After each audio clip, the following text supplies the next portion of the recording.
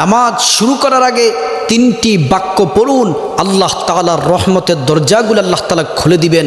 ওই সময় আপনি আল্লাহর কাছে যা চাইবেন আল্লাহ রাব্বুল আলামিন কিন্তু তাই দিবেন।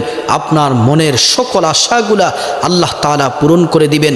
আল্লাহর পেয়ারা হাবিব সাল্লাল্লাহু আলাইহি ওয়াসাল্লাম নামাজের ইমামতির জন্য সামনে গেলেন, কিন্তু পিছন দিক থেকে একজন সাহাবী উচ্চ সুরে বাক্যগুলা বলতেছেন। আর আল্লাহ রাসূল নামাজ শেষ করার পরে জিজ্ঞেস করলেন, কে এই বাক্যগুলা পড়েছ? ওই সাহাবী হাত তুললেন। আল্লাহ রাসূল বললেন, তুমি এই দোয়া পড়ার সাথে সাথে আল্লাহ তাআলা রহমতের দরজাগুলা খুলে দিলেন। তুমি ওই সময় যা চাইবা দোয়াগুলা পড়ে আল্লাহ তাআলা তাই দিবেন, সকল আশাগুলো আল্লাহ তাআলা পূরণ করবেন। দোয়াটি হচ্ছে আল্লাহু আকবার কাবীরা ওয়ালহামদুলিল্লাহি কাসীরা ওয়া সুবহানাল্লাহি বুকরাতা ওয়া আসীলা।